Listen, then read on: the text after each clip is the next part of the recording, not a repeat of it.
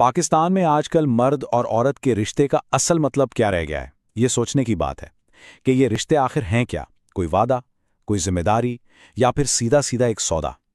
आज हम इसी पर बात करेंगे कि ये जो रिश्ते नातों के मुआहदे हैं, ये कैसे बदल रहे हैं, और जब पुराने रिवायती वादे टूटते हैं तो उनकी जगह क्या चीज़ लेती है। अगर बीवी ने मेरे माँ बाप की खिदमत ही नहीं करनी तो फिर शादी का फ़ायदा क्या?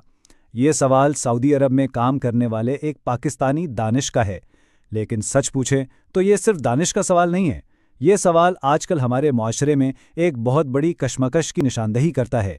एक तरफ हैं शादी से जुड़ी हमारी पुरानी तवक्कुआत और दूसरी तरफ हैं आज की नई हकीकतें, और ये दोनों जब टकराती है तो क्या होता है। तो आइए इसी कशमकश को समझने के लिए दानिश और अतिया की कहानी से शुरू करते हैं। एक ऐसा रिश्ता जिसकी बुनियाद ही तवक्कुआत पर रखी गई थी। देखें, शुरू में तो सब कुछ बिल्कुल ठीक था। दानिश और अतिया एक साथ काम करते थे, मंगनी हो गई, एक आम सी मोहब्बत की कहानी लग रही थी। लेकिन फिर कहानी में एक ट्विस्ट आया। दानिश को सऊदी अरब में तेल की एक कंपनी में बहुत अच्छी नौकरी मिल गई, तनख्वाह 10,000 रियाल से भी ज्यादा। और बस यहीं से मसाइल ने सर उठाना शुरू कर दिया। दानिश को अतिया की आज़ादी, उसका यूनिवर्सिटी ट्रिप पे दोस्तों के साथ जाना, बालों को रंगवाना, ग्रुप स्टडी करना, ये सब कुछ खटकने लगा। आखिरकार शादी तो हुई, मगर एक शर्त पर। शर्त ये थी कि अतिया पाकिस्तान में ही रहेगी और दानिश के वालिदैन की देखभाल करेगी। तो ये एक ऐसा मुआहदा था जिसकी बुनियाद ही शुरू से थोड़ी कमज़ोर थी। अब बज़ाहिर तो ये डील बहुत सीधी सादी थी। दानिश बाहर पैसे कमाएगा और अतिया यहाँ घर पर उसके वालिदैन की खिदमत करेगी, है ना? लेकिन जिंदगी कहाँ कागज़ के टुकड़ों पर लिखे बातों के मुताबिक चलती है।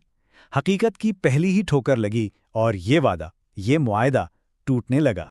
दानिश के दिमाग में तो तस्वीर बिल्कुल साफ थी। मेरी बीवी है तो मेरे माँ बाप का ख्याल रखेगी, ये उसका फ़र्ज़ है, सीधी सी बात है। लेकिन अतिया के लिए, उसके लिए हकीकत बिल्कुल मुख्तलिफ थी।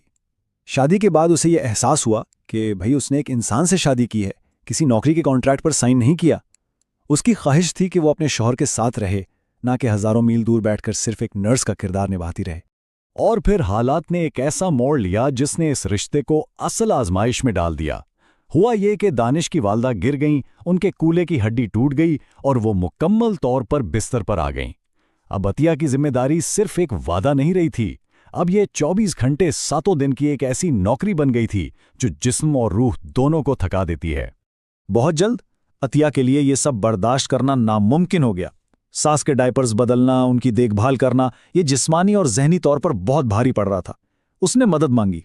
दानिश की बहनें साथ वाले घर में रहती थीं, उनसे कहा, फिर मशवरा दिया कि चलो एक नर्स रख लेते हैं। लेकिन जब